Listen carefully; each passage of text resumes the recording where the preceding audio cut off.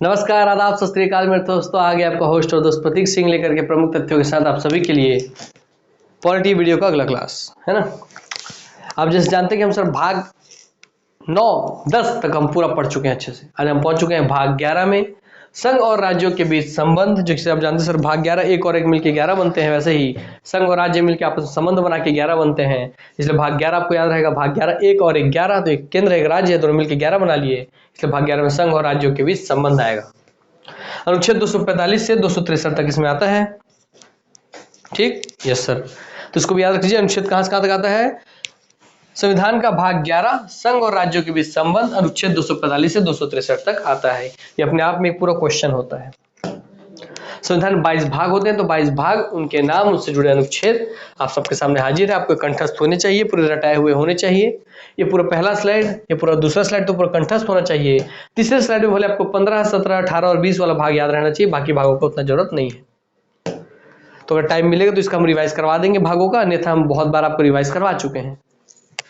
फिलहाल हम यहाँ आते हैं, संघ और राज्यों के बीच संबंध। आज के मेन कंटेंट पे हम लोग आते हैं और इसके बाद हम लोग अपनी क्लास की शुरुआत कर रहे हैं। तो फिर से माइंड के ऊपर रिफ्रेश कर लीजिए, आपको हर दिन सिखाया हूं मैं। एक गहरी सांस लीजिए,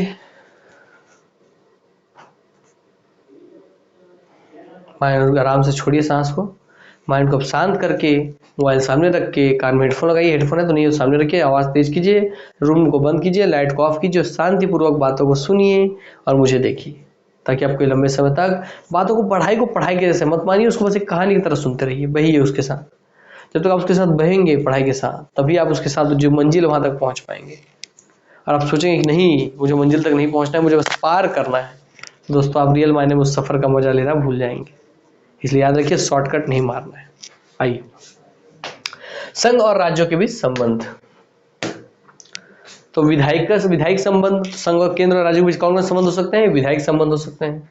तो केंद्र राज्यों के बीच जो भी विधायिक संबंध होंगे, विधि विधान बनाने से जुड़े हुए संबंध होंगे, वो अनुच्छेद 245 से 255 तक हैं। क्लियर, 245, 10, 55 ऐसा याद रखिए, 55 तक है। प्रशासनिक संबंध, तो विधायिक संबंध का आ गया प्रशासनिक संबंध, कि केंद्र और राज्यों के बीच में आपस में प्रशासन, शासन, प्रशासन को लेकर जो संबंध है वो आता है अनुच्छेद 55 के बाद 56 से लेकर 263 तक, है ना। अब ये पर 245 से 263 तक पढ़े थे कि नहीं पढ़े थे।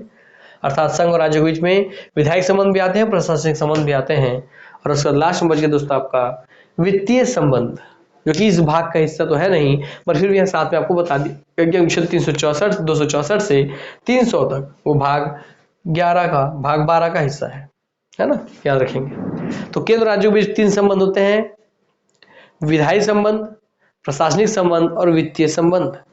विधायी संबंध और प्रशासनिक संबंध तो भाग 11 में दिया गया है। भाग 11 245 से 263 तक में दिया गया है, जिसको 2 हिस्से में तोड़ा है, 45 से 55, 56 से 63। वो जो वित्तीय संबंध है भाग 12 में दिया गया है, अनुच्छेद 264, 63 के बाद 64 से अनुच्छेद 300 ए तक, 300 तक ही नहीं, 300 क तक, 300 क या 300 ए तक, या 300 का भी ऐड कर लेंगे, क या ए, ठीक है। चलिए आते पहले ही चीज, संघ और राज्यों के बीच संबंध भारतीय संविधान के एक खालिस्तान भाग में वर्णित है। संघ और राज्यों के बीच जो संबंध है वो संविधान के किस भाग में वर्णित है, तो आप बोलेंगे भाग 5, 11, 15 और भाग आपका 14, भाग 19। बताइए किस भाग तक वर्णित है। आपको बहुत आसानी से पता है कि सर भाग 11 में एक है केंद्र सरकार, एक है राज्य सरकार, दोनों मिलके एक और एक मिलके 11 बना दिए, तो केंद्र राज्यों के बीच में संबंध 11 में है। केंद्र राज्यों के बीच संबंध भाग 11 में है, तो आंसर बी। संबंध 3 प्रकार के हैं, आपके विधायी संबंध, प्रशासनिक संबंध जो कि भाग 11 में है, और वित्तीय संबंध भाग 12 में है। ठीक, 245 से 55 तक विधायी संबंध, प्रशासनिक संबंध आपके 56 से 63 तक, और आपके वित्तीय संबंध भाग 12 वाले 264 से 300 ए तक या 300 क तक। विधायिक संबंध में हमारा है जो कि आपको 245 से 255 के बीच में है। आइए हर चीज एकदम ऐसे अपने माइंड पर सेट करते चलिए, एकदम ब्लॉक डायग्राम के हिसाब से ही। अनुच्छेद 245 में हम आ रहे हैं। अनुच्छेद 245, संसद को अधिकार है कि वह संपूर्ण भारत संघ या उसके किसी भी भाग के लिए विधि का निर्माण कर सकती है। तो ये बहुत ही महत्वपूर्ण क्वेश्चन है, बहुत ही महत्वपूर्ण अनुच्छेद है। अनुच्छेद 245 ही संसद को यह अधिकार देता है कि वह संसद संपूर्ण भारत या संघ या उसके किसी भी भाग के लिए विधि का निर्माण कर सके, नियम कानून बना सके। अर्थात संसद को नियम कानून बनाने की शक्ति कौन देता है भारत के किसी भी क्षेत्र के लिए? तो अनुच्छेद 245 देता है, 245 देता है, 245 देता है। गांठ बांध के रख लीजिए, आपके जीवन में क्वेश्चन समस्या से क्वेश्चन आएगा, बहुत इंपॉर्टेंट, नहीं भी आएगा तो आपको याद होना चाहिए। क्लियर? आगे बढ़ते हैं, जहां इंपॉर्टेंट हो वहां टोपूंगा जरूर, ताकि आपको ध्यान रखें, हाँ इस जगह को हमें अच्छे से पढ़ना है। अनुच्छेद 246 की ओर हम आ जाते हैं। अनुसूची 7, अनुच्छेद 246 में है अनुसूची 7 में सूची विभाजन, सूची में शक्तियों का विभाजन किया गया था। केंद्र सूची, राज्य सूची, समवर्ती सूची, याद कीजिए लास्ट क्लास में आपको मैंने पढ़ाया है, याद आया?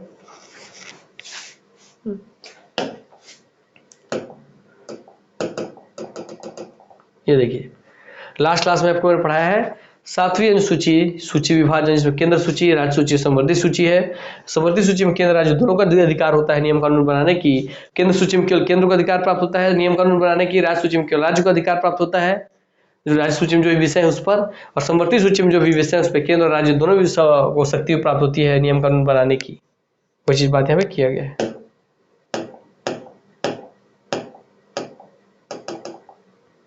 ठीक,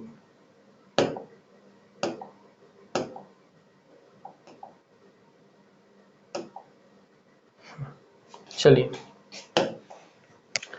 तो अनुसूची 7 जिसमें सूची विभाजन है, उसी के तहत संघ व राज्यों में शक्तियों का बंटवारा किया गया है ना? मतलब हर एक चीज सीक्वेंस में चल रहा है। शक्तियों का बंटवारा क्यों किया गया? कि कुछ विषय थे जिस पे केवल केंद्र सरकार को नियम कानून बनाए, कुछ विषय थे जिस पे राज्य सरकार केवल नियम कानून बनाए, है ना? तो अनुसूची 7 के तहत संघ व राज्यों में शक्तियों का बंटवारा किया गया है। इसलिए याद रखेंगे अनुसूची 7, ये बार पूछता है अनुसूची 7 कि केंद्र और संघ और राज्यों के बीच में शक्तियों का बंटवारा किस अनुसूची में था? बोलेंगे अनुसूची 7 में। उसमें कितने प्रकार की सूची है? तो केंद्र सूची, राज्य सूची, समवर्ती सूची, 3 प्रकार की सूची है। केंद्र सूची में जितने भी विषय उस पर केवल केंद्र सरकार नियम बना सकती है, राज्य सूची में जितने विषय उस पर केवल राज्य सरकार नियम बनाएगी, और समवर्ती सूची में जितने भी विषय उसमें केंद्र और राज्य दोनों नियम कानून बना सकते हैं। अगर कभी टकराव हो तो केंद्र सूची के केंद्र सरकार को ज्यादा अधिकार प्राप्त है। तो अनुच्छेद 246 अनुसूची 7 के तहत संघ व राज्यों में शक्तियों का बंटवारा किया गया है। विधि का निर्माण संसद की 3 सूचियों के अनुसार किया गया है कि किसी विधि का निर्माण इन 3 सूचियों के द्वारा होगा, केंद्र सूची, राज्य सूची, समवर्ती सूची, वही बात बोला गया है। जिसमें संघ सूची आप देख रहे हैं, बोला केंद्र सूची, संघ सूची, जिसमें आपके टोटल 97 विषय हैं। माने उन 97 विषयों पर जो 97 विषय होंगे, जैसे कि आपका मान लीजिए रेल है, एक विषय है रेल, ट्रेन जो चलती है, हाँ एक विषय रेल है, तो रेल पे केवल नियम कानून बनाने की शक्ति केंद्र के पास होगी, संघ के पास होगी। वैसे ही रेल की तरह ही 97 विषय हैं इसमें। तो संघ सूची में 97 विषय हैं, केवल केंद्र सरकार कानून बना सकती है जिन पर, उसी को बोलते हैं संघ सूची। तो जिन सूची पे जो भी विषय है उन विषयों पर केवल केंद्र सरकार नियम कानून बनाएगी, उसे संघ सूची कहते हैं। राज्य सूची 61 विषयों पर प्रारंभ में 66 विषय थे इसमें। राज्य सूची में पहले में 66 विषय थे, बाद में अब आपके अभी वर्तमान में 61 विषय रह गए। केवल राज्य सरकार कानून बना सकती है राज्य सूची में। ठीक, तो राज्य सरकार नियम कानून बना सकती है राज्य सूची में, याद रखेंगे। फिर लास्ट में आ गया समवर्ती सूची। इसमें केंद्र और राज्य दोनों नियम कानून बना सकते हैं, और जब कभी टकराव हो तो केंद्र को ज्यादा मान्यता प्राप्त है। इसमें आते हैं 52 विषय, है ना? केंद्र और राज्य सरकार दोनों कानून बना सकते हैं इस विषय में। तो अपने आप में ये भी क्वेश्चन कई बार पूछा जा चुका है कि बताइए संघ सूची में कानून बनाने की शक्ति किसके पास है? तो बोलेंगे केंद्र सरकार के पास। राज्य सूची में कानून बनाने की शक्ति किसके पास है? बोलेंगे भाई राज्य सरकार के पास। और समवर्ती सूची में कि ना कानून बनाने की शक्ति किसके पास है? तो केंद्र और राज्य सरकार दोनों के पास है, और उसमें टकराव हो तो केंद्र के नियम को ज्यादा मान्यता प्राप्त है। फिर इसमें संख्या पूछ लेता है कि बताइए केंद्र सूची, राज्य सूची, समवर्ती सूची में कितने कितने विषय शामिल हैं? तो 97, 61, 52, क्या 97, 61, 52, यही आपका जो ये कंटेंट बच्चे भी कर लीजिएगा। इसमें विषय संघ नंबर बदलते रहते हैं, है ना? अगर हम चेक कर लेते हैं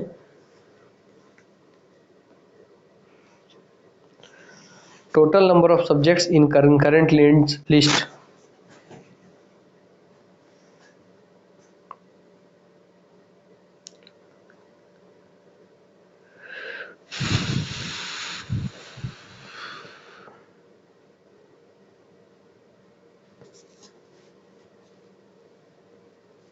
52 सब्जेक्ट, इसका तो ठीक से पता चल गया। और स्टेट लिस्ट निकालते हैं। Total number of subjects in state list. According to Wikipedia, state list. The state list is a list of 59 subjects, originally 66, items in the Schedule 7 to the Constitution of India. जैसे अब तो आपको जो extra दिखा रहा है, आप बोल रहे हैं इस गूगल में कि 59 हो गया है, मगर आप चेक कर लीजिएगा फिर भी, है ना।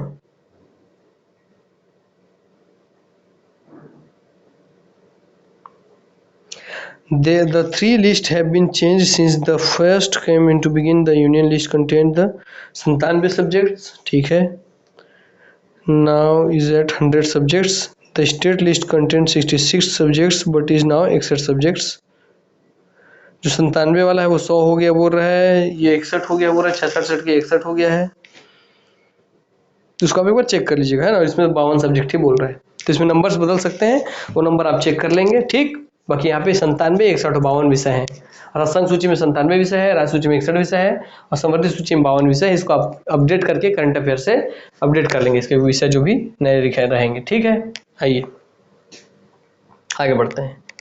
तो अनुच्छेद 245 आप जान गए कि भारत के किसी भी क्षेत्र के लिए विधि बनाने का अधिकार संसद के पास है, 245 देता है। 246 उसको अधिकार देता है कि अनुसूची 7 के तहत संघ व राज्यों की शक्तियों का बंटवारा करने का विधि का निर्माण संसद की 3 सूचियों के अनुसार किया जाता है, ठीक। तो भाई इसमें सूची विभाजन है, समझिए 246 वाले में। 7वीं अनुसूची पे हम आते हैं। 7वीं अनुसूची वही शक्ति विभाजन वाला, सूची विभाजन वाला। केंद्र सूची, राज्य सूची, समवर्ती सूची। केंद्र सूची पर कानून केंद्र सरकार बनाती है, राज्य सूची पर कानून राज्य सरकार व समवर्ती सूची पर दोनों कानून बनाते हैं, लेकिन राज्य कानून केंद्र के कानून को उल्लंघित करता है तो केंद्र का कानून मान्य होगा, राज्य का नहीं। अर्थात वही बात बोल रहे हैं कि केंद्र सूची पर, संघ सूची पर अधिकार केंद्र सरकार बनाएगी, राज्य सूची में जो विषय उस पर नियम कानून राज्य सरकार बनाएगी, मगर समवर्ती सूची में नियम कानून दोनों बनाएंगे, मगर कभी दोनों के बनाए नियम टकराव होते हैं तो केंद्र सूची का नियम जो बनेगा वही मान्य होगा। अवशिष्ट शक्तियां आप पढ़ रहे हैं कुछ। अवशिष्ट शक्तियां क्या हैं? ये वे शक्तियां हैं जिन पर केवल केंद्र सरकार कानून बनाती है, इससे राज्य सरकार का कोई लेना देना नहीं है। कुछ अवशिष्ट शक्तियां हैं जिसको केवल केंद्र सरकार का अधिकार होता है। तो पूछ सकता है अवशिष्ट शक्तियां किसके पास होती है, तो केंद्र सरकार के पास होती है। अवशिष्ट शक्तियों पर नियम कानून कौन बना सकता है, तो केवल केंद्र सरकार बना सकती है। जैसे कुछ अनुच्छेद को ध्यान रख लीजिए, इन अनुच्छेदों को पूछता है कि केंद्र की अवशिष्ट शक्तियों से जुड़े हुए महत्वपूर्ण अनुच्छेद कौन कौन से हैं। 4-5 अनुच्छेद लिख दे देगा, याद रखिए। अनुच्छेद 252, 253, 257, 350(1), 268, 273 और भी ऐसे हमारे मुख्य हैं जो आपको बार बार पूछते हैं। तो 52, 1, 53, 4, 57, तो 52, 1, 53, 4, 57, 350, 268, 273, 350, 268, 273, 268, 273, 68, 5, 73, ठीक। तो 252, 1, 53, 4, 57, 350, 268 और 68, 5, 73, 273 हो गया, 301। क्लियर। तो इन अनुच्छेदों को, जो अनुच्छेदों की लिस्ट याद रख लीजिए। कुछ महत्वपूर्ण अनुच्छेद है जिनमें अवशिष्ट शक्तियां दी गई हैं जो केवल केंद्र सरकार के पास है। आगे बढ़ते हैं। केंद्र सरकार के द्वारा बनाए गए कानून का विस्तार पूरे भारत क्षेत्र पर होता है, जबकि राज्य का केवल राज्य क्षेत्र पर होता है। मतलब केंद्र कोई नियम बनाए तो उसको पूरे भारत पे लागू माना जाता है, जबकि राज्य कोई नियम बनाए तो केवल उसके राज्य पे लागू माना जाता है। अनुच्छेद 247 पे हम आ गए। 245 हम पढ़ लिए, 246 हम पढ़ लिए, अब हम 247 पे आ गए हैं। 45 में वही पूरी शक्ति दी गई थी संसद को कि कोई भारत के किसी भी क्षेत्र के लिए नियम कानून बना सकती है। 46 में 7वीं अनुसूची के तहत शक्ति विभाजन का बात किया गया था। अब 245, 46 के बाद आगे 247। कुछ अतिरिक्त न्यायालयों की स्थापना का उपबंध करने की संसद की शक्ति। अगर संसद चाहे तो अनुच्छेद 247 के तहत कुछ अतिरिक्त न्यायालयों की स्थापना भी कर सकती है, ठीक। तो अनुच्छेद 247 के तहत संसद के पास ये शक्ति है कि कुछ अतिरिक्त न्यायालय भी बना सकती है। संविधान के अनुच्छेद 247 के अनुसार संसद को संघ सूची में शामिल किसी भी विषय के संबंध में, जो संघ सूची में विषय आपके शामिल था ना 97, वो इसी बार बोल रहा है, उस 97 विषय के संबंध में उसके द्वारा बनाए गए कानून या किसी मौजूदा कानून के बेहतर प्रशासन के लिए कुछ अतिरिक्त न्यायालयों को स्थापित करने की शक्ति देता है। जैसे आपको बता रहा हूं, मान लीजिए कि सेंट्रल ने एक नियम बना दिया, एक कानून लेके आ गए भाई, किसके लिए? महिला एवं बाल विकास के लिए। कि महिलाओं और बाल विकास के लिए आप काम कीजिए, अब आयोग विभाग बना दिया, आयोग बना दिए, वो महिलाओं के और बच्चों के विकास के लिए काम करेगा। मगर उसमें जो भी विवाद उत्पन्न हो जा रहा है उनको तुरंत न्याय मिले, उनको तुरंत जस्टिस मिले, इसके लिए सरकार चाहती है, संसद, नहीं यार मैं एक महिला और बाल विकास के लिए ना एक अलग से न्यायालय बना देता हूँ जो केवल महिलाओं और बच्चों से जुड़ा हुआ केस ही देखेगा। तो चाहेगा सरकार संसद, तो संसद अनुच्छेद 247 के तहत ही महिला एवं बाल विकास से जुड़ा एक अतिरिक्त न्यायालय का गठन कर सकता है, एक अतिरिक्त न्यायालय का निर्माण कर सकता है। क्लियर हो गई बात है? यस, समझाने के लिए एक एग्जाम्पल लिया हूं। तो संविधान के अनुच्छेद 247 के अनुसार संसद को संघ सूची में शामिल किसी भी विषय के संबंध में उसके द्वारा बनाए गए कानूनों या किसी मौजूदा कानूनों के बेहतर प्रशासन के लिए कुछ अतिरिक्त न्यायालयों को स्थापित करने की शक्ति देता है। जैसे इन विषयों में भाई संघ सूची के विषय में शामिल आपका रेल, मान लीजिए रेल, तो रेल से जुड़ा एक अतिरिक्त न्यायालय बना दी कि रेल से जुड़ा जो भी आपका केस हो रहा है आ रहा है तो उसको केस को देखने के लिए रेल न्यायालय बना दिए, वहाँ रेल से जुड़ा हुआ सारा केस देखा जाएगा, तो ये कर सकती है अनुच्छेद 247 के तहत। अनुच्छेद 248 वे विषय जो किसी भी सूची में वर्णित नहीं है, क्या अनुच्छेद 248 वे विषय जो किसी भी सूची में वर्णित नहीं है उन पर कानून संसद द्वारा बनाया जाएगा। उदाहरण के तौर पर साइबर कानून, तो इसको याद रख लीजिए, बहुत ही महत्वपूर्ण है ये।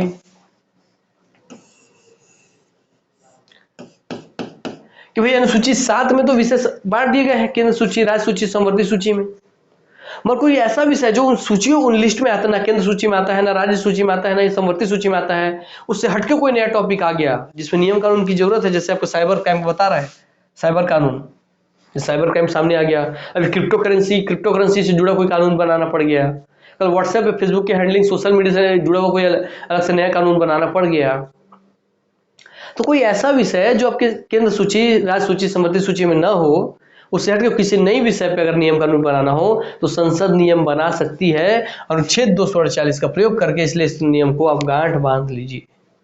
क्लियर होगी बात? यस, इस नियम को आप गांठ बांध के रख लीजिए कि भाई बहुत इंपॉर्टेंट है ये कानून, है ना।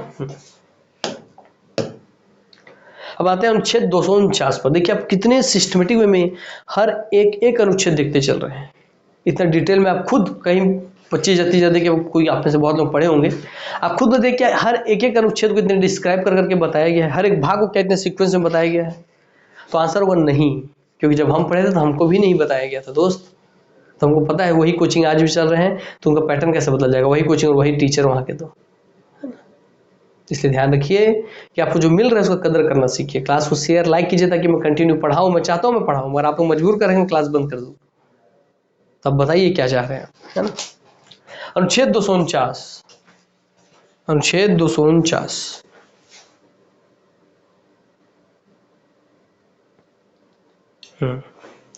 राष्ट्रहित में राज्य सूची के विषय पर कानून बनाने का संसद का अधिकार। क्या कि राष्ट्र के हित का कोई बात है तो राज्य सूची के विषय पर कानून बनाने का संसद का अधिकार, अर्थात राष्ट्र के हित से अगर कोई बात जुड़ा हुआ है और वह विषय अगर राज्य सूची के ऊपर, भाई राज्य सूची में भी है, मतलब क्या बात था कि देखिए राज्य सूची में कोई विषय है तो उस पर कानून कौन बनाएगा, जैसे राज्य सूची में कोई भी विषय है तो उस पर कानून राज्य सरकार बनाएगी।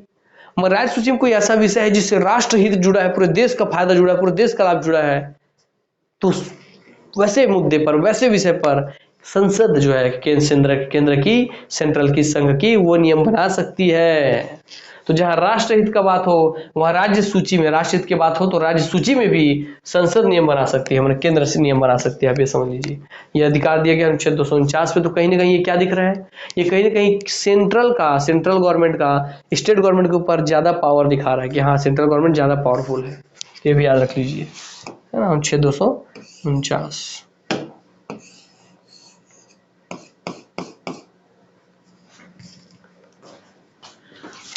मगर केवल राष्ट्र हित का बात हो तब। अनुच्छेद 250 आपात स्थिति में राज्य सूची के विषय पर केंद्र द्वारा कानून बनाया जा सकता है। अर्थात जब कोई आपात, राष्ट्र हित में तो बना ही रहा है 249 के तहत, मगर कोई आपातकालीन स्थिति आ गई, कोई आपात स्थिति आ गई, तब भी राज्य सूची के विषय पर केंद्र द्वारा कानून बनाया जा सकता है। तो राष्ट्र हित में वो नियम कानून बनाना और राज्य सूची पे तो संसद बनाएगी 249 के तहत, और आपात स्थिति में भी राज्य सूची पे नियम बना सकती है सेंट्रल 250 के तहत। 249 और 50 सेंट्रल को ज्यादा पावरफुल बनाते हैं, ये बात ध्यान रखिएगा। क्लियर? और 40 भी बनाता है। तो 40, 49, 50 कहीं ना कहीं सेंट्रल गवर्नमेंट को ज़्यादा पावरफुल बनाते हैं। आइए अनुच्छेद 251 और अनुच्छेद 254 में, इन दोनों ही अनुच्छेदों में, अनुच्छेद 251 में और 254 में कहा गया है कि संघ और राज्य कानूनों के बीच असंगतता के मामले में राज्य कानून शून्य हो जाएगा। 251 में भी बात कहा गया है और 254 में भी कहा गया है कि संघ और राज्य कानूनों के बीच असंगतता के मामले में राज्य कानून शून्य हो जाएगा। अर्थात जब राज्य कोई नियम बना दे और केंद्र कोई नियम बना दे, दोनों में असंगतता हो, दोनों असंगत मेल हो, दोनों अलग अलग टाइप का बात कर रहे हो, तो वहाँ पे केंद्र का जो कानून है वो लागू हो जाएगा और राज्य का कानून शून्य हो जाएगा। ये बात 251 में बोला है, 254 में बोला है। इसका मतलब 248, 49, 50, 51, 54 ये सब सेंट्रल को ज्यादा पावरफुल बनाते हैं। क्लियर हो गई बातें? आइए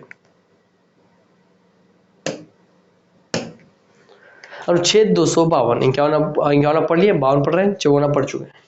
यदि 2 या 2 से अधिक राज्य एक ही कानून चाहते हैं तो उन राज्यों के परस्पर सहयोग या सहमति से राज्य सूची के विषय पर केंद्र द्वारा कानून बनाया जा सकता है।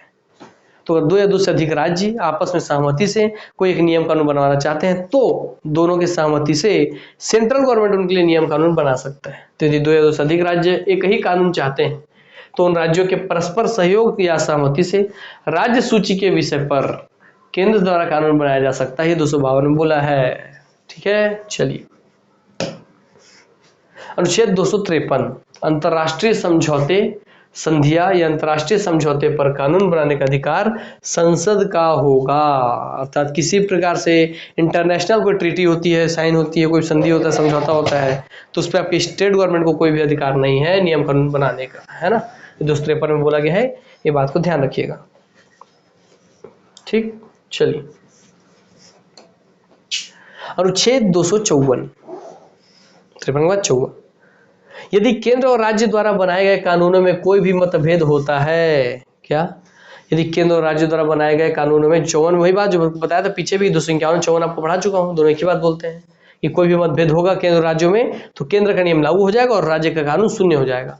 तो यदि केंद्र और राज्य द्वारा बनाए गए कानूनों में कोई भी मतभेद होता है, असंगतता दिखती है, तो उस स्थिति में केंद्र द्वारा बनाए गए कानून ही मान्य होगा। 254 भी बात बोल रही थी, 251 भी ये बात बोल रहा था, इसलिए याद रखिएगा। ठीक, आगे 255, 245 से 255 तक हमको आना था। हम सिस्टमेटिक में 1 बाय 1 एक एक अनुच्छेद को पढ़ते हुए आ रहे हैं। अनुच्छेद 255 सिफारिशों और पूर्व मंजूरी के बारे में अपेक्षाओं को केवल प्रक्रिया के विषय मानना अनुमति दे दी है। तो ऐसा अधिनियम और ऐसे अधिनियम का कोई उपबंध केवल इस कारण अविधि मान्य नहीं होगा कि संविधान द्वारा अपेक्षित कोई सिफारिश नहीं की गई थी या पूर्व मंजूरी नहीं दी गई थी। मतलब 255 क्या बोलना चाह रहा है, उसको ध्यान समझिए। कोई भी सिफारिश और पूर्व मंजूरी के बारे में, कि पहले से मंजूरी मिल चुकी है, कोई सिफारिश आ रहा है, तो उसके बारे में अपेक्षाओं को केवल प्रक्रिया के विषय मानना, तो मेरी अपेक्षाएं हैं ये, उस अपेक्षा को अगर आप किसी प्रक्रिया का विषय मानना अनुमति दे दी है,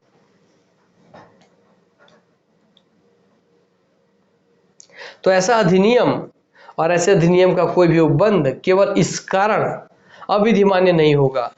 अर्थात आपको नियम कानून बन गया, ये मैं आपको सिंपली समझा रहा हूं कि आपको नियम कानून बन गया है, सही मायने में जांच पड़कर बना लिए नियम कानून, तो सिर्फ उस नियम कानून को इसी बात पे कोई खंडन नहीं करेगा, उसको इस बात पे कोई जीरो नहीं कर देगा, शून्य नहीं कर देगा कि संविधान द्वारा इस अपेक्षित कोई भी सिफारिश नहीं की गई थी या पूर्व मंजूरी नहीं दी गई थी। कहने का मतलब अगर संविधान में किसी भी ऐसे विषय की जरूरत पड़ रहा 255 के तहत जो संविधान में वर्णित नहीं है और उस पर कोई चीज बन गया है, मान लीजिए कि संविधान में कोई बहुत सारे चीजों का समाहित कर दिया गया है, कोई ऐसा विषय, कोई ऐसा सब्जेक्ट है जो संविधान में जिक्र ही नहीं किया गया और उस पर नियम कानून बन के लागू भी हो गया, तो कल के डेट में उसको कोई चैलेंज करके कि संविधान में इसके बारे में बोला नहीं गया, इसको बंद करिए, ऐसा नहीं हो सकता है। सिर्फ उसको इस बात पे आप अविधिमान्य या इसको कानून के खिलाफ नहीं बोल सकते हैं, उसको अविधिमान्य नहीं होगा सिर्फ इस बात पे कि संविधान द्वारा अपेक्षित कोई सिफारिश नहीं की गई थी या पूर्व मंजूरी नहीं दी गई थी। ऐसा कोई बात पे आप किसी भी नियम कानून को ऐसे ही खत्म नहीं कर सकते। 255 ये बोल रहा है।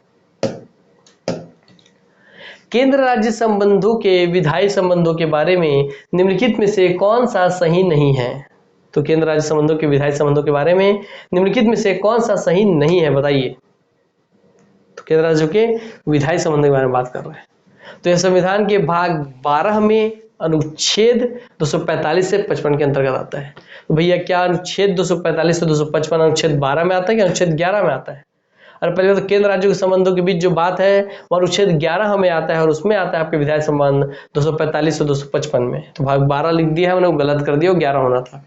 दूसरा, भारतीय संविधान विधायी शक्तियों को उनके क्षेत्र और कानून के विषयों के संबंध में विभाजित करते हैं। तो भारतीय संविधान विधायी शक्तियों को उनके क्षेत्र और कानून के विषयों के संबंध में विभाजित करता है। ठीक है, आगे बढ़िए। 7वीं अनुसूची में शामिल सभी सूचियां अनुच्छेद 246 के अंतर्गत आते हैं। 7वीं अनुसूची में गणना की गई सूची अनुच्छेद 246 के अंतर्गत आते हैं। ठीक है, आप पढ़िए, समझ में आया होगा। आपको पढ़ा चुका पीछे बोल के मैं। किसी सूची में न आने वाले विषय सरकार पर रहती है, किसी सूची में न आने वाले विषय केंद्र सरकार पर रहती है। तो कौन सा सही नहीं है भैया? तो आपको बता दियो पहले ही, वो जो 12 लिखा है वो 11 होगा, तो वही सही नहीं है, बाकी आपका सब चीज सही है। कि भारतीय संविधान विधायी शक्तियों को उनके क्षेत्र और कानून के विषयों के संबंध में विभाजित करता है। तो हाँ भाई, केंद्र सूची, राज्य सूची, संबंधित सूची में विभाजित है कि नहीं? यस। और सूची विभाजन क्या अनुच्छेद 246 के तहत आप पढ़े थे सूची विभाजन करना? Yes sir.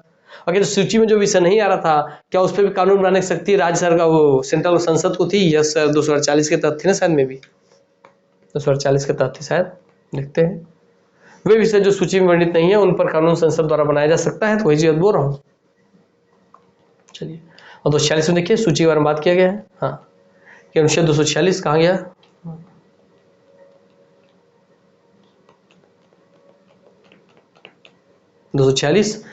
तीनों सूचियों के बारे में बात किया गया है। तो सब चीज क्लियर हो गया, तो क्वेश्चन आपका स्पष्ट हो गया। तो इसमें गलत बस ए है। कौन सा सही नहीं है? तो ए सही नहीं, क्योंकि हम भाग 11 में है विधायी संबंध। क्लियर? आइए, समवर्ती सूची के किसी विषय पर कानून बनाने का अधिकार किसे है? राज्य सरकार को, केंद्र सरकार को, केंद्र और राज्य सरकार दोनों को, इनमें से कोई नहीं। आंसर स्पष्ट है कि समवर्ती सूची में नियम कानून बनाने की शक्ति दोनों को प्राप्त है। तो आंसर सी हो जाएगा। मगर उसमें जब टकराव होगा, असंगतता होगी, तो 251 भी बोलता है, 254 भी बोलता है कि भाई केंद्र को ज्यादा शक्ति प्राप्त है, केंद्र का नियम लागू होगा, राज्य का नियम शून्य हो जाएगा। संधिया या अंतरराष्ट्रीय समझौते पर कानून बनाने का अधिकार संसद का होगा। ये बात आप पढ़े अभी, है ना? जो भी अंतरराष्ट्रीय समझौते होंगे उस पर कानून बनाने का अधिकार संसद का होगा। यह प्रावधान भारतीय संविधान के किस अनुच्छेद में उल्लेखित है, आप बताइए? 253 में है क्या? सुन रहे थे कैसे ही? हाँ सर, 253 में है, डी जो कि आपने बोला। क्योंकि 249, 250, 248 वो सब आप पढ़ चुके हैं, वो अलग अलग है ना? चलिए, अब आते हैं प्रशासनिक संबंध पे। केंद्र और राज्यों के बीच में विधायी संबंध आपके खत्म हो गए मेरे दोस्त। अब आ जाइए आप प्रशासनिक संबंध के बीच में, जो कि आपका 256 से चलेगा 263 तक। तो आपके प्रशासनिक संबंध 256 से 263 तक चलेगा, और केवल विधायी संबंध और प्रशासनिक संबंध ही भाग 11 में है, बाकी वित्तीय संबंध भाग 12 में है। क्लियर हो गई बात है? Yes sir. तो चलिए चालू करते हैं, आगे बढ़ते हैं। अनुच्छेद 256, राज्य और संघ की बाध्यता। कि राज्य संघ के लिए क्या क्या बाध्य है, उस बाध्यताओं की बात की गई है 256 में। 56 चालू होता। राज्य सदैव अपनी कार्यपालिका की शक्ति का इस्तेमाल संघ की कार्यपालिका के प्रशासन को बाधित किए बिना करेगा। ये बहुत जरूरी बात है। क्या बोल रहे हैं? कि राज्य सदैव हुई अपनी कार्यपालिका की शक्ति का इस्तेमाल संघ की कार्यपालिका के प्रशासन को बाधित किए बिना करेगा। अर्थात कि कोई भी राज्य सरकार है, कोई भी स्टेट गवर्नमेंट है, तो अपनी किसी भी कार्यपालिका शक्ति से केंद्र की कार्यपालिका शक्तियों में हस्तक्षेप नहीं करेगा। वो अपनी कार्यपालिका शक्ति करना है करे, मगर सेंट्रल की कार्यपालिका शक्ति में कोई भी विरोध उत्पन्न ना करे, कोई भी रुकावट उत्पन्न ना करे। ये बात स्पष्ट कर दिया कि राज्य स्टेट गवर्नमेंट तुम अपनी सीमा में रहो, हमारी सीमा मत लांघो। ये बात बोला गया है अनुच्छेद 256 में। क्लियर हो गई बातें? चलिए 256 में अनुच्छेद 257, संघ का राज्यों पर नियंत्रण। क्या? जो सेंट्रल गवर्नमेंट है उनका राज्यों पर नियंत्रण। तो अनुच्छेद 257 बोलता है संघ का राज्यों पर नियंत्रण। अनुच्छेद 258 बोलता है संघ की राज्यों को कार्य सौंपने की शक्ति। संघ की राज्यों को कार्य सौंपने की शक्ति, कि कोई भी सेंट्रल गवर्नमेंट अगर कोई कार्य चाहे तो राज्य सरकार को सौंप सकती है कि भैया इस विषय पे तुम काम करो, लो हम तुम्हें सौंप रहे हैं, ठीक है। 257 के तहत संघ का राज्यों पर नियंत्रण होता है, इसलिए कोई भी राज्य अपने मनमानी करके हमारे भारत संघ से अलग नहीं हो सकता। भारत से निकल के बोलेगा मैं अपना अलग से पाकिस्तान बनाऊंगा, अलग से अपना अफगानिस्तान बनाऊंगा, अलग से एक अलग देश बनाऊंगा, नहीं कर सकता, क्योंकि संघ का राज्यों पर नियंत्रण है अनुच्छेद 257 के तहत। क्लियर। 258 के तहत संघ की राज्यों को कार्य सौंपने की भी शक्ति है कि अगर संघ चाहे तो किसी राज्य को कोई कार्य सौंप सकती है, लीजिए इस विषय पे आप कार्य कीजिए। जैसे राज्यपाल की नियुक्ति, अखिल भारतीय सेवाएं, नदी जल विवाद, अनुच्छेद 262 में दिया है, नदी जल विवाद अनुच्छेद 262 में है, ठीक, 262 में है नदी जल विवाद वाला। तो 258 के तहत ही कोई भी विषय जो सेंट्रल गवर्नमेंट चाहे वो स्टेट गवर्नमेंट को सौंप सकती है 258 के तहत ही, ठीक। अनुच्छेद 263, अंतर्राज्यीय परिषद विचार विमर्श करने का स्थान होता है। केंद्र तथा राज्यों के मध्य समन्वय स्थापित करने के उद्देश्य से ही अंतर्राज्यीय परिषद के गठन का प्रावधान करता है। तो अनुच्छेद 263 में ही अंतर्राज्यीय परिषद के बारे में बोला गया, किसमें 263 के तहत, कि एक अंतर्राज्यीय परिषद होगी जिसमें सभी राज्य के मुख्यमंत्री उसके सदस्य होंगे, केंद्रीय मंत्री जो होंगे उसके आपके अध्यक्ष होंगे। वो इसलिए किया गया था कि सभी राज्यों और केंद्र के बीच में आपस में सामंजस्यता बनी रहे, सभी एक दूसरे की समस्याओं को सुने, उसका समाधान करें, मेलजोल बना के रखें, एकजुटता बनी रहे, देश की एकता अखंडता बनी रहे। तो 263 में ये बात बोला गया है अंतर्राज्यीय परिषद का बात। अखिल भारतीय सेवाएं जैसे आईएएस, आईपीएस, आईएफएस, इन सेवाओं पर पूर्ण नियंत्रण केंद्र सरकार का होता है, लेकिन तत्कालीन नियंत्रण राज्य सरकार का भी होता है। जैसे आप देखते हैं ना भैया कि आईएएस आईपीएस की नियुक्ति कौन करता है? यूपीएससी करता है। यूपीएससी किसका है? सेंट्रल गवर्नमेंट का है। उनका हर एक प्रोसीजर सेंट्रल गवर्नमेंट का होता है। उनकी नियुक्ति भी राष्ट्रपति जी करते हैं, ठीक है। मगर क्या उनके ऊपर आपकी स्टेट गवर्नमेंट का प्रभाव नहीं होता? होता है। क्या कल सीएम साहब बुलाना चाहे कि भाई चलो कलेक्टर इधर आओ, रायगढ़ कलेक्टर चलो बिलासपुर पहुंचो, ड्यूटी है तुम्हारा, तो पहुंचता कि नहीं पहुंचते हैं कलेक्टर लोग? हाँ, चलो शासन व्यवस्था देखो, वो फंक्शन करवा रहे हो, फंक्शन का पूरा कार्यभार तुम संभालो। हाँ, संभालते हैं। स्थानांतरण, ट्रांसफर भी होता है कि नहीं होता है? यस, हो जाता है। तो कहीं ना कहीं भले इनकी नियुक्ति सेंट्रल गवर्नमेंट करती है, केंद्र सरकार करती है, लेकिन तत्कालीन नियंत्रण राज्य सरकार का होता है इनके ऊपर। जिस समय वहां कार्यकाल कर रहे हैं, कार्य कर रहे हैं, उस समय इनके ऊपर नियंत्रण होता है राज्य सरकार का। इन सेवाओं की व्यवस्था के निम्न मुख्य कारण है जैसे, और ये जरूरी भी है 263 के तहत। पूछिए क्यों? अब सोचिए कर कलेक्टर आगे सेंट्रल गवर्नमेंट से नियुक्त होकर सोचेंगे कि राज्य गवर्नमेंट में मेरे ऊपर कोई नहीं है लगाम लगाने वाला, और यहाँ कर पूरा आतंक मचा रहे हैं अपने पोस्ट पावर का गलत उपयोग करके, तो फिर तब तो दिक्कत है ना भैया। जब तक सेंट्रल में खबर जाएगी, वहां से एक्शन होगा, फिर इनको एक्शन लिया जाएगा, इनको हटाया जाएगा, तब तक तो बहुत कुछ बिगाड़ देंगे वो। मगर अगर राज्य में ही रहा तो राज्य इनको तुरंत फटकार लगा सकती है, हाजिर होने बोल सकती है। हाँ, याद रहेगा। चलिए, इन सेवाओं की व्यवस्था के निम्न मुख्य कारण है जैसे केंद्र राज्य के मध्य सहयोग को बढ़ाना। तो जो भी आपके कार्य हैं, इन सब का मुख्य उद्देश्य क्या है कि केंद्र और राज्य के बीच आपसी सहयोग को बढ़ाइए। कि जाइए कलेक्टर भैया, आप एक पढ़े लिखे व्यक्ति हैं, हम आपको नियुक्ति कर रहे हैं, मगर आप जा करके, आपको हम चयनित किए हैं, हम सेंट्रल गवर्नमेंट आप इस आईएएस आईपीएस को चयनित किए हैं, मगर आप जाइए और अपने ज्ञान का उपयोग करके उस राज्य का भला कीजिए, उस राज्य के जिले का भला कीजिए। तो कहीं ना क्या है, ताकि हमारा केंद्र राज्य का संबंध अच्छा हो। तो इसलिए केंद्र राज्य के मध्य सहयोग को बढ़ाना।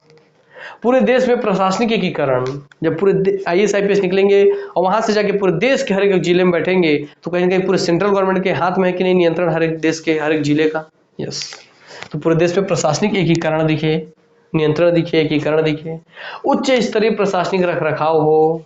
जब इतने पढ़े लिखे लोग हम चयनित करके देंगे, भारत के टॉप बेस्ट माइंड, तो भैया उसके सबसे बेस्ट माइंड वाले लोग जब हम जिला में भेजेंगे तो भाई वहाँ उस तरीके से काम भी होगा, है ना। यस, तो उच्च स्तरीय प्रशासनिक रख रखाव भी होगा। राज्य लोक सेवा आयोग के अध्यक्ष व सदस्य की नियुक्ति राज्यपाल के द्वारा की जाती है, जबकि हटाया जाता है राष्ट्रपति के द्वारा। ये क्वेश्चन याद करके लिख लीजिए कि राज्य लोक सेवा आयोग के जो अध्यक्ष होते हैं, सदस्य होते हैं, उनकी नियुक्ति तो राज्यपाल करते हैं, मगर उनको अगर हटना है तो हटाते हैं राष्ट्रपति जी। जबकि आप जनरली क्या देखते हैं, जनरली सामान्यतः कि जो नियुक्ति करता है वही हटाता है। हमारे यहाँ नियुक्ति राज्यपाल कर रहे हैं, हटाना है तो राष्ट्रपति हटाते हैं। ये बात ये विशेष कर नोट करके लिख लीजिए, क्वेश्चन बनता है बार बार बच्चे कंफ्यूज होते हैं। हाईकोर्ट राज्य के न्यायाधीशों की नियुक्ति राष्ट्रपति के द्वारा की जाती है। तो जो भी हमारे राज्य के हाईकोर्ट होंगे उनके न्यायाधीशों की नियुक्ति राष्ट्रपति के द्वारा ही की जाती है। आइए ऑप्शन केंद्र तथा, और ये सब चीज क्यों कहा जाता है भाई, देखिए कि भाई हाईकोर्ट राज्य में जाके तो अपना सेवा दे रहा है, और उसके जज की नियुक्ति भाई सेंट्रल गवर्नमेंट कर रहा है। ये सब क्यों होता है कि भाई आपसी सामंजस्यता बने रहे, एकीकरण आए रहे, नियंत्रण रहे। यस, केंद्र तथा राज्यों के मध्य समन्वय स्थापित करने के उद्देश्य से अंतरराज्यीय परिषद के गठन का प्रावधान किस अनुच्छेद के तहत किया गया है? क्या? तो केंद्र तथा राज्यों के मध्य समन्वय स्थापित करने के उद्देश्य से अंतरराज्यीय परिषद के गठन का प्रावधान किस अनुच्छेद के तहत किया गया है? मैं आपको पहले ही बोला था, जैसे पिछले पेज में हम पढ़े हैं, अनुच्छेद 263 263। तो अंतरराज्यीय परिषद 263 अंतरराज्यीय परिषद 263। ठीक, देखिए 263 में है ना अंतरराज्यीय परिषद। यस,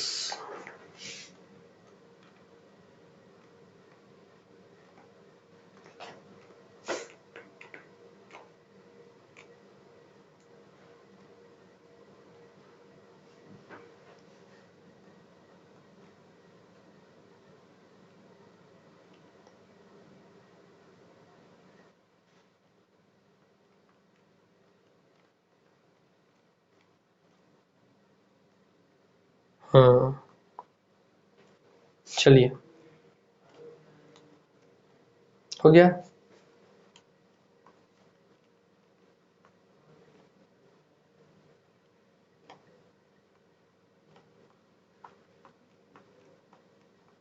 चलिए तो फिर आपको हो गया, अंतरराज्यीय परिषद अनुच्छेद 263 में है। आगे बढ़ते हैं। संसद के क्षेत्रीय विस्तार पर कुछ प्रतिबंध है। क्या? संसद के क्षेत्रीय विस्तार पर कुछ प्रतिबंध है, जैसे राष्ट्रपति 4 यूनियन टेरिटरी, जैसे कि राष्ट्रपति 4 यूनियन टेरिटरी, जैसे कि आपके कौन 4 से यूनियन टेरिटरी है, कौन से 4 केंद्र शासित प्रदेश? तो लक्षद्वीप, दमन दीव दादरा नगर हवेली अलग लिख दिया है, अंडमान निकोबार। अब ये 3 हो गए, आपस में मिल गए, क्योंकि दमन दीव दादरा नगर हवेली को एक ही में बना दिया गया है। तो अब 3 हो जाएंगे, लक्षद्वीप, दमन दीव दादरा नगर हवेली और अंडमान निकोबार। इन तीनों के लिए बोलिए, अब आप 4 हैं, इन तीनों के लिए राष्ट्रपति शांति, उन्नति व अच्छी सरकार के लिए कानून बना सकते हैं। तो देखिए यहाँ राष्ट्रपति कानून बना रहे, इसका मतलब कहीं न कहीं संसद का क्षेत्रीय विस्तार पर प्रतिबंध है कि नहीं, कि संसद को अधिकार नहीं कानून बनाने का, वहाँ राष्ट्रपति जी कानून बना सकते हैं। तो कहीं न कहीं संसद को वहाँ पे अधिकार हटाया गया ना वहाँ से। यस, राष्ट्रपति 3 राज्य मेघालय, मिजोरम, त्रिपुरा। तो आप जो AMTM पढ़े थे उसमें असम को हटा दीजिए। असम, मेघालय, त्रिपुरा, मिजोरम जो आप पढ़े थे ना 6वीं सूची में, यस, उसको हटा दीजिए, उसमें असम हटा दीजिए, बाकी तीनों वही है, असम, मेघालय, त्रिपुरा, मिजोरम। तो AMTM में MTM है, ठीक है, MMT है, MMT मेघालय, मिजोरम, त्रिपुरा। इन 3 राज्यों के लिए अनुसूचित जनजाति क्षेत्र के लिए कानून बना सकते हैं। तो राष्ट्रपति अगर चाहें तो मेघालय, मिजोरम और त्रिपुरा के लिए अनुसूचित जनजातियों के लिए कानून बना सकते हैं। जैसे वो तीन आपके समुद्र वाले द्वीपीय केंद्र शासित प्रदेशों के लिए नियम बना सकते हैं, और 3 आपके पूर्वोत्तर भारत के राज्यों के लिए नियम बना सकते हैं। कौन? राष्ट्रपति जी। राज्य सूची पर भी केंद्र सरकार कानून बना सकती है, और राज्य सूची पर भी केंद्र सरकार कानून बना सकती है अनुच्छेद 249 के तहत। 249 बोला था कि राष्ट्रहित में अगर कोई नियम कानून बनाना हो तो राज्य सूची पे भी केंद्र सरकार नियम बना सकती है, और अगर आपात स्थिति हो तो अनुच्छेद 250 के तहत भी केंद्र सरकार राज्य सूची पे नियम बना सकती है। 249 में राष्ट्रहित के लिए और 250 में आपात की स्थिति में केंद्र सरकार राज्य सूची पे नियम कानून बना सकती है। तो राज्य सूची पर भी केंद्र सरकार कानून बना सकती है। अनुच्छेद 249 राज्य सूची के विषय पर राज्यसभा कानून बनाने की शक्ति संसद को दे सकती है। कौन दे सकती है? मगर राज्यसभा कानून बनाने की शक्ति संसद को दे सकती है। तो ये अनुमति कौन देगा? राज्यसभा देगा। आपातकाल अनुच्छेद 250 में था, आपातकाल अनुच्छेद 352, 356, 360 ऐसे आपातकालीन स्थिति के समय पर दौरान भी केंद्र सरकार कानून बना सकती है। तो याद रखिए अनुच्छेद 352, 356, 360 इनमें तो आपका संविधान, इसमें आपका आपातकाल है, पर इस आपातकाल के दौरान संसद को शक्ति है कानून बनाने की, ये बात की गई है अनुच्छेद 250 में, है ना। यस, अनुच्छेद 252, राज्यों की इच्छा पर भी केंद्र सरकार कानून बना सकती है। दो या दो से अधिक राज्य मिलकर के बोले किसी चीज पे समन्वित हो कि भाई आप सहयोग दें, आपस में सुनिश्चित करें, तो हाँ भाई उस पर नियम कानून बना सकती है केंद्र। तो 252 राज्यों की इच्छा पर भी केंद्र सरकार कानून बना सकती है, दो या दो से अधिक राज्यों के कहने पर। ठीक। और 253 तो आप जानते हैं कि भाई अंतर्राष्ट्रीय संधि समझौते पर केवल केंद्र सरकार नियम बनाएगी। अंतर्राष्ट्रीय समझौतों को लागू करते समय केंद्र सरकार राज्य सूची के विषय पर कानून बना सकती है। मगर किसमें आता है अनुच्छेद? आता है अनुच्छेद 253 में आता है, अंतर्राष्ट्रीय समझौता वाला अनुच्छेद 253 में। 249 राज्य सूची के विषय पर राज्यसभा कानून बनाने की शक्ति संसद को दे सकती है। 250 आपातकाल के समय में, ये राष्ट्रहित का बात है, आपातकाल के समय में कानून बनाने की शक्ति संसद को है 250 के तहत। 252 में भैया दो या दो से अधिक राज्यों के कहने पर राज्य सरकार नियम बना सकती है। और 253 में अंतर्राष्ट्रीय समझौते को लागू करने के लिए भी केंद्र सरकार राज्य सरकार के विषय पे नियम बना सकती है। इसमें 251 और 54 है कि केंद्र सरकार को ज्यादा, केंद्र सरकार और राज्य सरकार का अगर नियम टकराता है तो 51 और 54 दोनों ये बोलते हैं कि केंद्र सरकार का नियम लागू हो जाएगा और राज्य सरकार का नियम शून्य हो जाएगा। तो यहाँ पे आपका होता है दोस्तों आज का भी थ्योरी कंप्लीट, थ्योरी समाप्त, है ना। चलिए, तो आज की क्लास को भी हम यही समाप्त करते हैं। मिलते हैं फिर एक बार। संविधान का 22 भाग वाला हम लोग बहुत लंबे समय से रिवीजन नहीं किया ना। चलिए अब संविधान के आज हम भागों को, संविधान के भाग, उसके नाम, उसके अनुच्छेद को आज हम रिवीजन कर लेते हैं। ठीक, आइए, ताकि आपको भैया थोड़ा टाइम है तो उसको रिवीजन कर लिया जाए।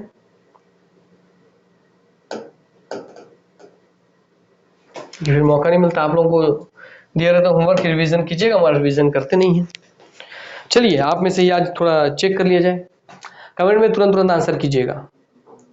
भाग 7 में क्या है? भाग 7 का नाम क्या है? भाग 7 में क्या चीज लिखा हुआ है? नहीं पता। भाग 7 किस से कौन से अनुच्छेद में, भाग 7 में कौन सा अनुच्छेद है? नहीं पता। भाग 20 में क्या है, उसमें कौन सा अनुच्छेद है? भाग 20 का नाम क्या है, उसका अनुच्छेद क्या है? भाग 4 का नाम क्या है, उसका अनुच्छेद क्या है? भाग 6 का नाम क्या है, उसका अनुच्छेद क्या है? भाग 3 का नाम क्या है, उसका अनुच्छेद क्या है? भाग 4 का नाम क्या, अनुच्छेद क्या है? भाग 9 का नाम क्या, अनुच्छेद क्या है? बताइए, जो पूछो इतने के नाम बताइए आप। तो कितनों को मुझे याद है उस भाग का नाम और उसका अनुच्छेद तीनों बताइए। और जैसे बोलते जा रहे हो उसके दिमाग में अगर वो नाम उसका अनुच्छेद नहीं आ रहा है बोलने से, सुनते साथ ही, जैसे हम क्वेश्चन सुने आप मेरे से, वैसे दिमाग फट से उसका नाम उसका अनुच्छेद आपके दिमाग में नहीं आ रहा है, इसका मतलब आपको तैयारी की आवश्यकता है, आप ऐसे में सिलेक्शन नहीं ले पाएंगे। ठीक है, आइए, इसलिए कोशिश कीजिए कि भाई अच्छे से याद हो जाए आपको, है ना। चलिए देखते हैं संविधान के हम 22 भाग, उसके नाम उसके अनुच्छेद हम देखने जा रहे हैं। और उसमें 22 भाग में हम लगभग आपके जो मुख्य भाग होंगे उनको हम देख लेंगे, पूरे 22 भाग की जरूरत नहीं है अभी आपको देखने के लिए। आइए, तो भाग 1 तो क्या बोला भाई, कोई भी नियम कानून संविधान, पूरा संविधान लागू करना, तो संविधान लागू कहाँ होगा? भारत के अंदर ही लागू होगा, क्योंकि भारत का संविधान है। तो भारत के अंदर मतलब भारत की सीमा डिसाइड करनी पड़ेगी ना कि भारत है कहाँ तक, तो भारत का क्षेत्र डिसाइड करना पड़ेगा ना कि भारत है कहाँ तक। इसलिए सबसे पहले भाग आता है भाग 1 में संघ, राज्य और उसका क्षेत्र, जो कि अनुसूची 1 में भी था। संघ, राज्य एवं क्षेत्र एवं उसके क्षेत्र। ठीक, यस सर। कोई भी क्षेत्र भाई 4 दिशाओं में टूटा हुआ होता है, पूर्व पश्चिम उत्तर दक्षिण, तो इसमें अनुच्छेद आएगा अनुच्छेद 1 से 4। और जब कोई क्षेत्र है तो उस क्षेत्र पर कोई जनता निवास करती होगी, तो किसी क्षेत्र पर जब कोई जनता निवास करती है तो जनता उस इस स्थान की, उस क्षेत्र की नागरिक कहलाती है। इसलिए भाग 2 हो जाएगा नागरिकता। किसी क्षेत्र पर निवास करने वाले किसी जनता को वहां के नागरिक बोलते हैं, तो भाग 2 हो गई नागरिकता। कितना आसान है याद करना यार, उससे आप लोग डरते हैं। इसमें अनुच्छेद क्या आएगा? अरे भैया जब 1 से 4 खत्म हो गया है तो 4 का 5 ही ना आता है, 4 का 5 ही आता है। 5 आप लिख दिए, डैश का डैश लिख दिए, और जो 1 है इसको इधर उतार दीजिए और इसको डबल कर दीजिए, तो अनुच्छेद 5 से 11। अनुच्छेद 5 से 11 भाग 2 नागरिकता में अनुच्छेद 5 से 11 तक आता है पूरा। क्लियर हो गई बात? बोलो क्यों घबराना है, एकदम आप अपने हिसाब से भी, मेरे कहानी से नहीं समझ में आता तो अपनी कहानी से बना के रखिए ना, और इसको याद कीजिए ना, कॉन्सेप्ट बना के रखिए, जीवन को भी दोबारा पेज खोलना ना पड़े ना यार, याद रहे आपको। क्यों हर बार भूल रहे हैं आप लोग? आइए, फिर भाग 3 क्या होना चाहिए था बताइए आप? अरे भाग 3 ही होना चाहिए था कि जब किसी क्षेत्र पे कोई जनता निवास करती है तो वहाँ के नागरिक कहलाती है, तो वहाँ के नागरिकों को उस क्षेत्र पर रहने के लिए कुछ अधिकार दिए जाते हैं, इसलिए भाग 3 में आ जाएंगे उस नागरिकों के मूलभूत अधिकार। मूलभूत अधिकार। अनुच्छेद क्या हो जाएगा इसका? बहुत आसान है, इसका अनुच्छेद हो जाएगा भैया आपका 11 खत्म हो गया, 11 बाद क्या आता है? 12 आता है ना भैया? तो 12 से क्या आएगा? अनुच्छेद 12। तो 12 से कहाँ तक जाना है? अरे कोई दिक्कत की बात नहीं है, 12 आप लिख दीजिए, 11 12 है, 12 1 और 2 को जोड़ेंगे क्या हो जाएगा? 3। 1 और 2 को जोड़ेंगे क्या हो जाएगा? 3। और ये 5 को लिख दीजिए, 5 को इधर लिख दीजिए। तो 12 से लेकर 35 तक मूलभूत अधिकार आते हैं। हम देश के नागरिकों के जो भी मूलभूत अधिकार है वो अनुच्छेद 12 से लेकर 35 तक आते हैं। आगे भाग 4, और 4 से ही आ जाएगा, भाग 4 से ही आगे दोनों साथ में लिखिए, कभी भाग 4 से आ जाएगा 4 का। अब भाग 4 और 4 का में क्या होना चाहिए? और एक पूरा देश किससे चल रहा है? अरे भैया पूरा देश, जब हमको अधिकार मिल गया तो हमने अपने अधिकारों को प्रयोग करके अपने निर्वाचन से, वोटिंग से, मतदान करके एक सरकार का निर्माण किया। तो ये सरकार अपने कर्तव्यों का पालन कर रही है ना, कि नीति उति बना रही है। उस सरकार को हम राज्य बोलते हैं। तो सरकार अपनी नीति बना रही है, और उसको नीति कैसे बनाए? तो उसको हम चुन के, तो उसको हम नीति बताए हैं कि कुछ हम उसको निर्देशक सिद्धांत दे दिए हैं कि देखो हम तुमको कुछ गाइडलाइन सिद्धांत दे रहे हैं, इन्हीं सिद्धांतों को ध्यान में रख के तुम कोई भी नीति बनाना। जैसे गरीबों का कल्याण होना चाहिए, महिलाएं सुरक्षित होनी चाहिए, शिक्षा का स्तर ऊंचा होना चाहिए, भुखमरी नहीं होना चाहिए, ये सब चीजें। तो इसलिए भैया हमने जब सरकार का गठन किया, जब हमको अधिकार मिल गया, हमने अपने अधिकारों के तहत सरकार का निर्माण किया, तो उसको बोले तो सरकार आएगी तो सरकार नीति बनाएगी। तो राज्य सरकार को हम राज्य बोलते हैं, तो राज्य नीति बनाएगी। तो नीति बनाते समय कुछ तत्वों को, कुछ सिद्धांतों को ध्यान में रखे, इसलिए उस ध्यान में रख के बनाने से निर्देशक तत्व हो गए कि इनकी निर्देशन पे आप नीति बनाइएगा। तो राज्य के नीति निर्देशक तत्व हो गए, भाग 4 में हो गए राज्य के नीति निर्देशक तत्व या सिद्धांत, जिसको आप डीपीएसपी बोलते हैं, है ना भैया? अब देखिए जब यहाँ पे कोई भी सरकार जो है, राज्य में सरकार कोई भी नीति बना रही है तो निर्देशक सिद्धांत को ध्यान में रख के नीति बना लेगी। मतलब सरकार ने अपने कर्तव्यों का पालन अच्छे से कर लिया। जब सरकार अपने कर्तव्यों का पालन अच्छे से कर रही है तो हम जनता का भी कुछ कर्तव्य है कि नहीं अपने देश के प्रति? हाँ है कि हमें स्वच्छता रखना चाहिए, सफाई रखना चाहिए, स्वस्थ रहना चाहिए, देश की एकता अखंडता को बनाए रखना चाहिए, अपनी संस्कृति दूसरी संस्कृतियों का इज्जत करना चाहिए, राष्ट्र ध्वज का सम्मान करना चाहिए, राष्ट्र के जो भी चिन्ह है, प्रतीक चिन्ह, सबका सम्मान करना चाहिए, है कि नहीं? अपने बच्चों को पढ़ा लिखा बड़ा आदमी बनाना चाहिए, पढ़ाना लिखाना चाहिए अच्छे स्तर पे। तो स्वच्छता, आपकी बच्चों को पढ़ाना, देश की एकता अखंडता बनाए रखना, सभी संस्कृतियों को मिलजुल के साथ रहना, भाईचारे की भावना के साथ रहना, ये सब हमारा कर्तव्य है। तो जब सरकार अपनी नीति बना के अपने कर्तव्य पालन कर रही है तो उसके बाद हमारा भी तो कर्तव्य है जनता का, इसलिए हम जनता का भी तो कुछ मूलभूत कर्तव्य है ना, हम जनता का कुछ मूलभूत कर्तव्य है ना, इसलिए बोलते हैं फंडामेंटल ड्यूटीज। ये फंडामेंटल राइट्स है, फंडामेंटल ड्यूटीज, मूलभूत कर्तव्य या मूल कर्तव्य। 4 का में आ गया, या सरकार ने अपना कर्तव्य निभाया, जनता ने अपना कर्तव्य निभाया, भाग 4 और 4 का। ठीक है। अब जब हम अनुच्छेद लिख लेते हैं, अनुच्छेद लिख देते हैं कि दोनों का, क्योंकि 4 से बना है 4 का, इसलिए ध्यान रखिएगा। 35 के बाद क्या आता है सर? 35 के बाद आता है अनुच्छेद 35 के बाद आएगा 36।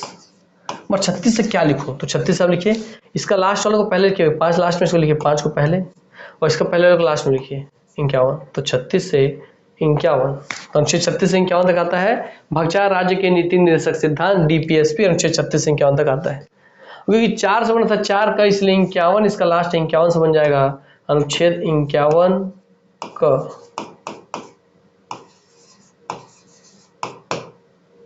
क्लियर हो गया?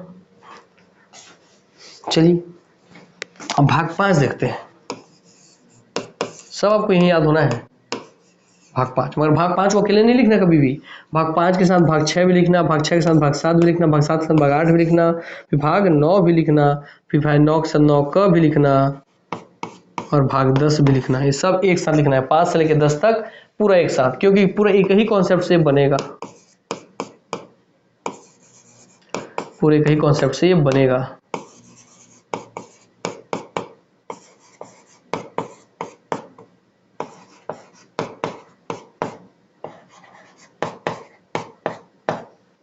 ठीक है, देखते हैं क्या देख रहे हैं भैया, आप बताइए। किसी क्षेत्र पे वहाँ के नागरिक निवास कर रही है, उनको कुछ मूल अधिकार मिल गए, तो उसने सरकार का निर्माण किया, सरकार नीति बना के अपना कर्तव्य पालन की, तो जनता ने भी अपना कर्तव्य पालन कर दिया। ये तो यहाँ तक बन गया, 4 से 4 का तक।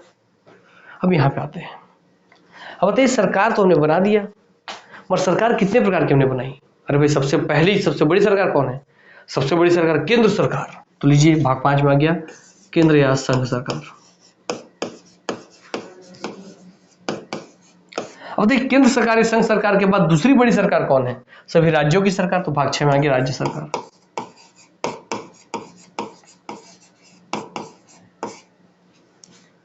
सर भाग 6 के बाद राज्य सरकार हो गया। भाग 7 से 7 से हो गया समाप्त। तो भाग 7 हो गया समाप्त, निर्सित हो गया है। समाप्त शब्द बोलता है, निर्सित शब्द बोलता है, याद रखिएगा। निर्सित शब्द ये जनरली देखने मिलेगा। फिर सरकार पे थे हम, सरकार पे रहते हैं। क्या भाई सबसे बड़ा सरकार केंद्र सरकार, उससे नीचे छोटा सरकार राज्य सरकार, उससे छोटा सरकार केंद्र शासित प्रदेश का सरकार, है कि नहीं? यस सर, केंद्र शासित प्रदेश। ये आप भी देखें, यस केंद्र शासित प्रदेश। तो केंद्र सरकार, राज्य सरकार पे केंद्र शासित प्रदेश। उसके बाद अब फिर कहाँ सरकार का रूप देखते हैं? अरे भाई उसके बाद में सरकार का रूप देखते हो भाग 9 में पंचायत में। ये तो गांव के लिए सरकार का रूप, शहर के लिए तो भाई 9 से बना, 9 में गांव के लिए देख रहे थे, 9 कम हम देखेंगे शहर के लिए तो नगरीय निकाय। नगरीय निकाय नगर पालिका लिखा रहता है तो नगरीय निकाय। इसमें गांव के लिए सरकार देख ली, इसमें शहर के लिए सरकार देख ली। और भाग 10 में जब से आप संघ सरकार, केंद्र सरकार देख लिए, राज्य सरकार देख लिए, केंद्र शासित प्रदेश का सरकार देख लिए, गांव के लिए सरकार देख ली, शहर के लिए सरकार देख ली, तो अब किसकी सरकार बची? अरे भैया जो अनुसूचित और जनजाति क्षेत्र है उनके लिए तो सरकार आपको देखनी है, वहां भी तो सरकार रहती है।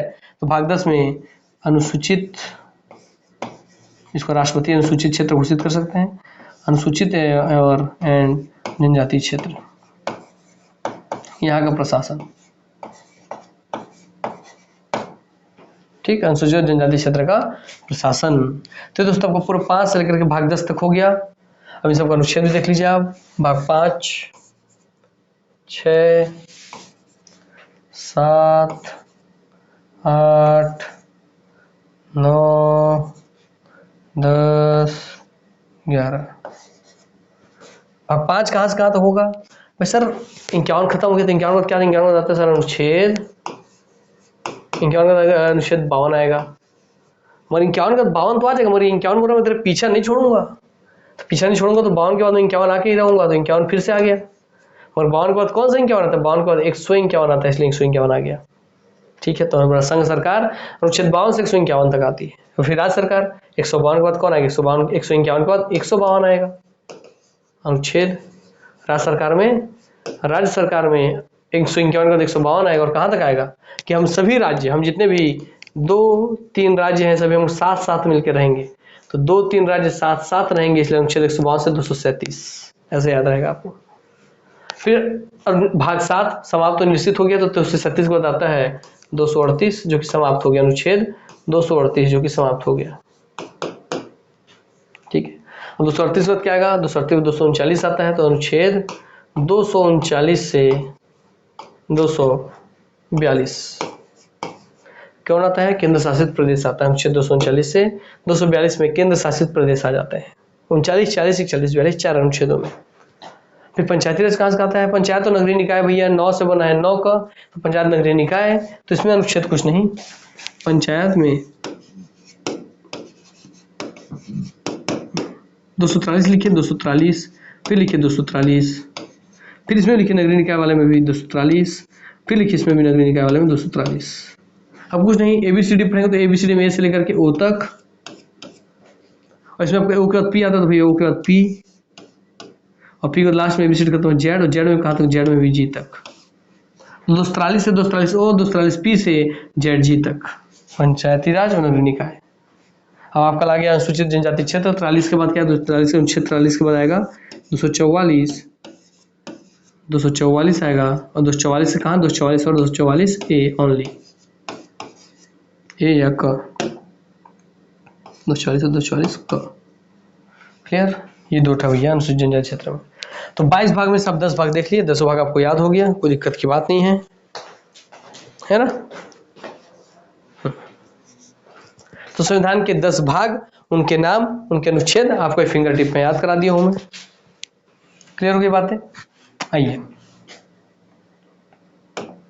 अब भाग 10 तक होने बाद एक बार अच्छे से देख लीजिए आप। इस तरीके से ही जो आपको टेक्निक ट्रिक बताया हूं दोस्तों, ऐसे ही कॉमन सेंस से आपको पूरे भाग, उसके नाम, उसके अनुच्छेद याद रखने जरूरी है, अन्यथा आप कंफ्यूजन होंगे। और इससे बहुत हेल्प मिलती है। मान लीजिए जैसे आपसे दे दिया, आपसे पंचायती राज का कोई क्वेश्चन बन के आ गया, आपको उसका अनुच्छेद याद नहीं आ रहा, मगर आपको ये रेंज याद है 243 से 243 ओ तक, और उसमें ऑप्शन में कहीं भी आपको 243 पी से लेकर जेड जी के बीच में कोई भी अनुच्छेद दिया, तब समझ जाएंगे ना कि यार पंचायत में तो केवल 243 से 243 ओ तक ही था, पी से जेड जी के बीच में कोई P Q R S T आता है तो भैया वो तो नगरीय निकाय में था, तो हाँ इसका मतलब वो नहीं आएगा पंचायत वाले में, तो सीधा वो ऑप्शन आप काट सकते हैं कि नहीं? सीधी सी बात है। संघ सरकार का कोई भी बात अगर उठ रहा है, संसद वंसद का बात हो रहा है, तो 52 से 151 के बीच ही आएगा। अगर आपको 152 से लेकर के 237 के बीच कोई अनुच्छेद डाल दिया ऑप्शन में, तो आप सीधा उसको काट सकते हैं कि नहीं? इसीलिए आपको इतना जोर दिलवाता हूं कि ऑप्शन काटने के लिए बहुत रामबाण है ये, इसी से आप बहुत सारे ऑप्शन काट सकते हैं, ये रामबाण इलाज है, आपको इतना पता होना चाहिए, ध्यान होना चाहिए। और कई बार तो सीधे सीधे कूट में बन के आ जाते हैं। क्लियर? चलिए अब भाग 10 तक आप देख लीजिए, भाग 11 देख लीजिए। भाग 11 में 11 में क्या बोलता हूँ सर? 11 में आप बोलते हैं कि एक केंद्र सरकार, एक राज्य सरकार, एक और एक 11, तो एक केंद्र सरकार, एक राज्य सरकार, एक और एक मिलकर आपसी संबंध बना के 11 बन गए। तो केंद्र और राज्य आपस में मिलकर संबंध बना लिए, तो संघ एवं राज्य सरकार के बीच, तो केंद्र और राज्य सरकार के बीच में संबंध, के संबंध हो गया ना भाई। एक और एक मिलकर 11 बनाएंगे, मतलब आप गलत लिख रहे हो संबंध, वैसे आधा हम ऐसे करके लिखते हैं और छोड़ देते हैं। संघ एवं राज्य सरकार के बीच में संबंध, संघ और राज्य के बीच में संबंध। क्लियर हो गई? जिसमें आप पढ़ रहे हैं, विधायी संबंध, प्रशासनिक संबंध, वित्तीय संबंध, वही। इसका अनुच्छेद क्या है? इसका अनुच्छेद भैया आपका इसका अनुच्छेद है 200, कहाँ खत्म होता? भाग 10 अपना भाग 10 था 245 से, तो अनुच्छेद 245 से 263 तक। इसका प्रूफ पढ़े हैं, इसमें 245 में आप पढ़े 245 से 255 तक पढ़े, फिर 256 से 263 तक आप पढ़े। 63 में आप बोले कि भाई अंतर्राज्यीय परिषद है, इसमें पढ़े विधायी संबंध, इसमें पढ़े प्रशासनिक संबंध, बस वही। तो 245 से 263 तक है, याद रखिएगा। भाग 11 हो गया, भाग 12 हो जाएगा। भाग 12 में क्या बोलेंगे? अरे मेरे व्यापार के, मेरे वाणिज्य के, मेरे धन वित्त से, मेरे वित्त के, मेरे संपत्ति के, व्यापार वाणिज्य नहीं, अरे मेरे वित्त के, मेरे संपत्ति के, मेरी संविदाओं के 12 बज गए। मेरे वित्त के, मेरी संपत्ति के, मेरी संविदाओं के 12 बज गए। तो इसलिए भाग 12 हो जाएगा कि 12 बज गए किसके? आपके वित्त के, भारत राज्य क्षेत्र के अंदर वित्त के, है ना, संपत्ति के, संविदाओं के। तो भाई भाग 12 में है वित्त, संपत्ति, संविदाएं, ठीक है। इन सभी के 12 बज गया, इसका क्या भाग 12 याद रहेगा आपको, ठीक। इसमें अनुच्छेद आता है आपका, क्योंकि संपत्ति के अधिकार को हटा करके विधि का अधिकार डाल दिया गया अनुच्छेद 300A में, तो वहीं तक रहेगा। तो 63 के बाद आता है 264, 63 के बाद 64 और कहां तक? 300A तक, ठीक है। आते हैं भाग 13 पे। भाग 13 से बने के, और भाई 13 व्यापार कैसा चल रहा है, और भाई 13 वाणिज्य कैसा चल रहा है, और भाई 13 समागम कैसा चल रहा है। ये सब आ गए दोस्तों, इसमें भाग 13 में आ गए। अनुच्छेद आपका रहेगा स्पष्टता, क्लियर कट। 300 के बाद आता है आपका 300, क्योंकि व्यापार सगुन का काम है, इसलिए 300 का 301 आता है, तो 300 का 301 आएगा। 301 से 307, सगुन का रुपया दिए 301 रुपया, ठीक है। क्योंकि व्यापार का काम चालू होगा तो सगुन का 301 रुपये से चालू हो गया। फिर आ गया दोस्तों भाग 14, भाग 14 है ना। भाग 14 में क्या हो रहा है? भाग 14 में बोल रहे च से 14, च से चांदी चांदी हो जाएगा। मेरा च से 14, मेरा च से चांदी चांदी हो जाएगा। च से 14, च से चांदी चांदी, तो मेरा च से चांदी चांदी हो जाएगा। अगर मेरा सेंट्रल गवर्नमेंट या स्टेट गवर्नमेंट का नौकरी लग गया, या मुझे उसके अधीन सेवाएं मिल गई, तो संघ या राज्य के अधीन सेवाएं मिल जाए तो मेरी चांदी चांदी हो जाए। संघ एवं राज्य के अधीन सेवाएं, अधीन सेवाएं, इसका अनुच्छेद है आपका अनुच्छेद 307 हो गया तो 308 से 323। फिर 14 के बाद 14 का है उसको अभी छोड़ रहा हूं मैं, है ना। 14 के बाद 14 का है उसको छोड़ रहा हूँ, सीधा आ रहा हूँ मैं, क्योंकि इंपॉर्टेंट नहीं है अभी आपके लिए, अभी इंपॉर्टेंट नहीं है ना। बाकी तो सब आपको याद करवा चुका हूँ। 14 का है प्राधिकरण है उसको छोड़ रहा हूँ। भाग 15 याद रखना है आपको केवल अभी फिलहाल। भाग 15 है निर्वाचन, ये आपको याद रखना है, ठीक। तो ये निर्वाचन है आपका अनुच्छेद, अनुच्छेद 324 से 323 के बाद 324 से 329, 329 है ना, हाँ।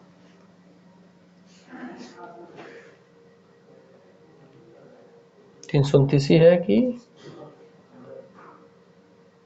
329 होगा। फिर आगे भाग 15 के बाद आपको भाग 17 याद रखिए। भाग 16 छोड़ दीजिए, भाग 16 छोड़ दीजिए, कोई दिक्कत नहीं है। अन्य विशेष वर्गों के लिए बंद वाला छोड़ देते हैं भाग 16, सीधा आते हैं भाग 17 पे। आपको मेन भाग है वो आपको भी ध्यान दिमाग में डाल रहा हूँ। भाग 17 में दोस्तों आपका राजभाषा, राजभाषा आपको पता होना चाहिए,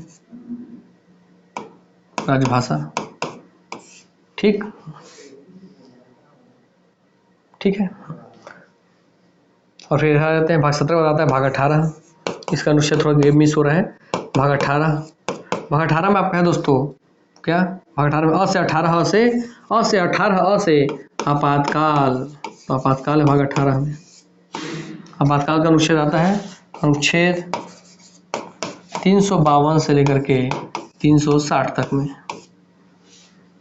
और जब ये उसमें आ रहा है तो इसमें आ जाएगा आपका 351 तक। राजभाषा 343 से 351, 343 से 351।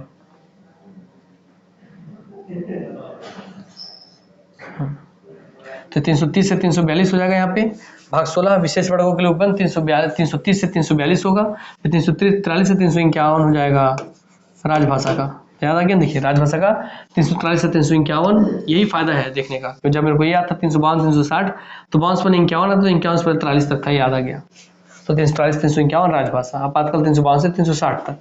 फिर आपको बाद उसको भाग 19 आपको छोड़ देना है, याद नहीं रखना है अभी, है ना। भाग 19 आपको याद नहीं रखना है, सीधा आपको याद होना चाहिए भाग 20।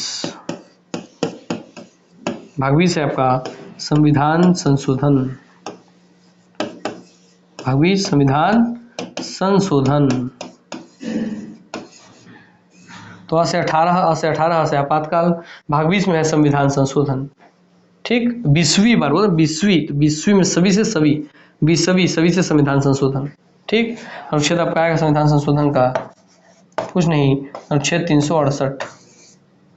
इसका मतलब भाग 19 में कितना है, अनुच्छेद 361 से 367 होगा इसमें, तब 368 आ रहा है यहाँ पे, यस, है ना। भाग 19 का 1 आर्टिकल आ गया, क्लियर हो गया। और भाग 16 का भी आर्टिकल यहाँ लिख दूंगा तो अलग से आ जाएगा आपका 330 से 342।